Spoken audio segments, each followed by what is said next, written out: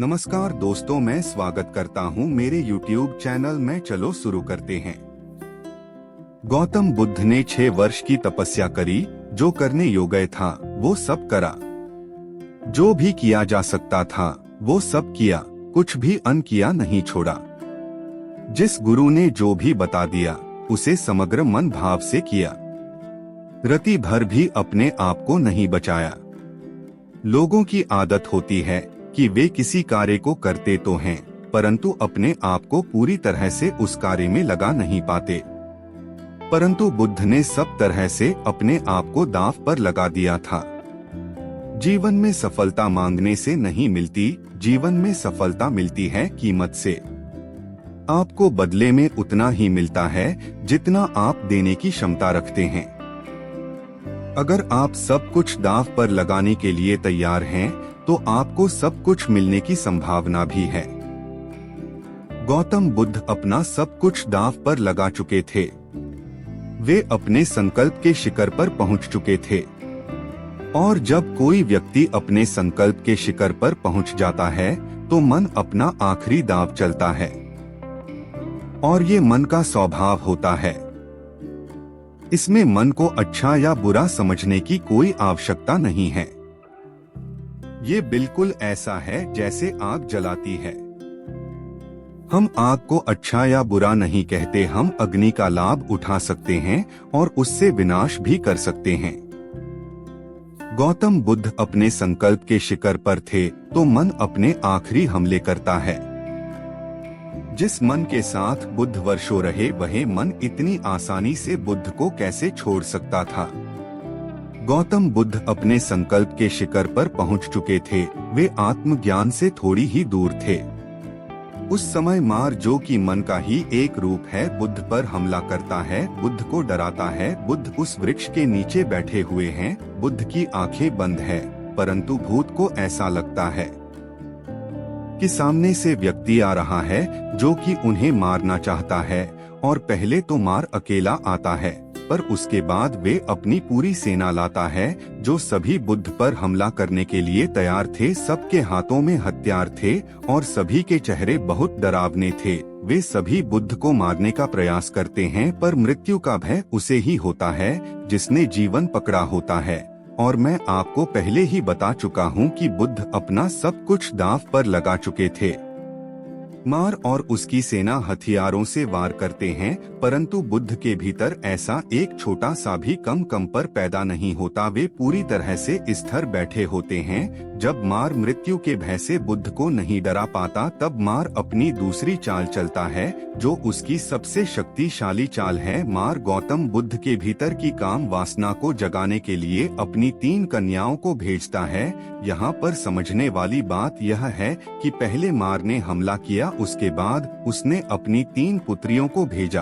पहले मन डराता है और जब डर से बात नहीं बनती तो वह लालच में फंसाता है। कहा जाता है कि मार बुद्ध को डराने के बाद बुद्ध को उनके अहंकार में ही फंसाने का प्रयास भी करता है। मार बुद्ध से कहता है, आप महान तपस्वी हैं, मैं आपसे हार गया। आप जैसा ज्ञानी व्यक्ति मैंने आज तक नहीं देखा। मार कई तरीकों से बुद्ध के अहंकार को जगाने का प्रयास करता है, पर जब बुद्ध मार के इस जहासे में भी नहीं फंसते, तब मार अपनी 3 पुत्रियों को भेजता है। पहले डराया, फिर अहंकार को बढ़ावा दिया, उन्हें मक्खन लगाया कि आप जैसा तपस्वी तो कोई नहीं, तो साक्षात ईश्वर हैं। परंतु बुद्ध ना तो डरे और ना ही अहंकार के जहासे में फंसे। तब मार ने अपनी 3 पुत्रियों को भेजा, जिनका कार्य पहले था बुद्ध को काम वासना के जाल में फंसाना। कोई स्त्री बुद्ध के लिए मदिरा लेकर आई, कोई स्त्री बुद्ध के लिए नाचने लगी, किसी ने अपने शरीर से वस्त्रों को हटाना शुरू कर दिया। कहा जाता है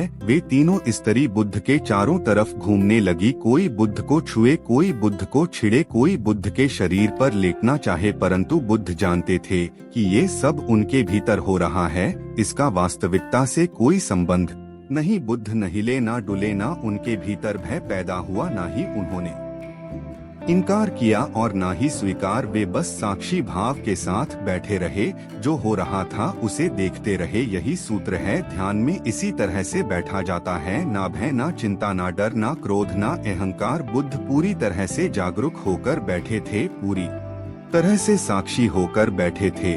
वे तीनों कन्याएं अपने प्रयास में लगी हुई थी। कोई कन्या बुद्ध के शरीर पर अपना हाथ फेरे, कोई कन्या अपने नग्न शरीर को लेकर बुद्ध के शरीर पर लेटना चाहे, परंतु बुद्ध इतना सब कुछ होते हुए भी पूरी तरह से जागरूक थे। तीनों अप्सराएं थी, इतना सुंदर रूप कि कोई भी देखकर मोहित हो जाए, परंतु बुद्ध पूरी तरह से जागरूक थे। कहा जाता है कि बुद्ध ना तो मोह में, ना क्रोध में और ना ही अहंकार में फंसे। एक संसारी को फंसाता है मोह और एक सन्यासी को फंसाता है क्रोध और अहंकार। बुद्ध ना तो मोह के जाल में फंसे थे, ना क्रोध के जाल में फंसे थे, ना डर के जाल में फंसे थे और ना ही अहंकार के जाल में फंसे थे। गौतम बुद्ध की उस क्षण में कोई अपेक्षा नहीं थी, ये भी अपेक्षा नहीं थी कि वे स्त्रियां उस समय उनके पास नहीं होनी चाहिए। ये एक बहुत बड़ा सूत्र है। जीवन में हम कभी कभी उन चीजों का विरोध करते हैं जो हमारे जीवन में होती हैं और जिन्हें हटाने का हमारे पास कोई तरीका नहीं होता और हम उन चीजों के कारण रोते रहते हैं। बुद्ध ने एक बार भी शिकायत नहीं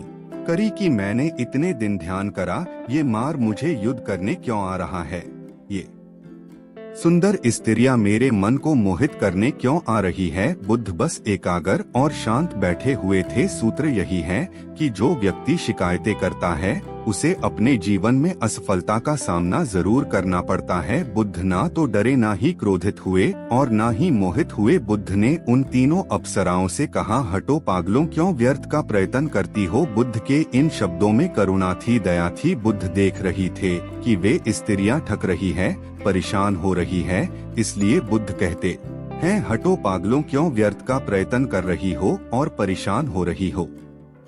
यहाँ हड्डी मांस मज्जा सब सूख गई है। तुम किसके लिए ये प्रयत्न कर रही हो? तुम किसको रिझाना चाहती हो? जिसे तुम रिझा सकती थी वो तो जा चुका है। तुम जो कर रहे हो वह करने के लिए तुम पूरी तरह से स्वतंत्र हो। पर एक बात मैं तुमसे कह देना चाहता हूँ कि तुम्हारा मारा हर प्रयास व्यर्थ साबित होगा, इसलिए नाहक ही परेशान मत हो। बुद्ध के करुणा भरे शब्दों को सुन वे तीनों स्त्रियां अप्रकट हो जाती हैं।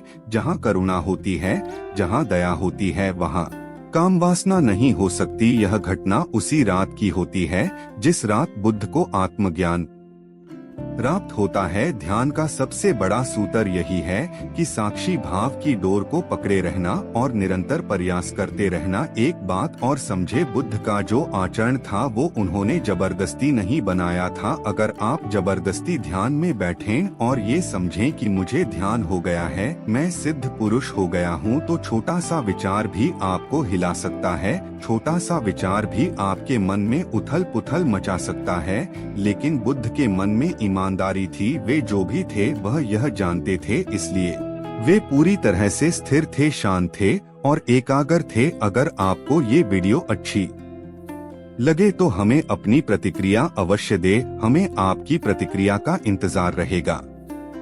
इसी तरह और मोटिवेशनल वीडियो देखने के लिए आप हमारे चैनल को लाइक करें, शेयर करें और सब्सक्राइब करें। धन्यवाद दोस्तों। नमो बुद्धाय।